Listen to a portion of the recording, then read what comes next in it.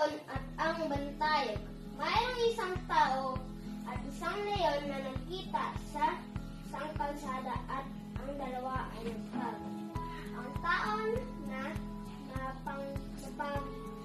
napanggap ay nagsabi ng ganito, Kami higit na malakas, pagkat kami ay may isip na higit sa inyong lahat.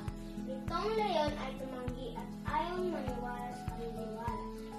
Niya ang tao ay mabagal at mahina. Sumama ka sa akin nang malamang ako ay tama. Ang hikayat ng tao sa leon.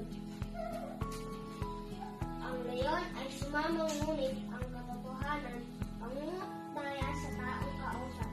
Ang gusto niya mangyari, sila ay magtutungo sa loob ng isang bayan upang doon ipakita ng tao ang pantayog na si Hercules na bayani ng digmaan na nakatayo sa liwasan.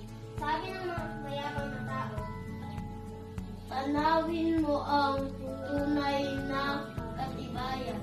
at nakita ng leon na nakapatong si Hercules sa isang leon habang binibiyak nito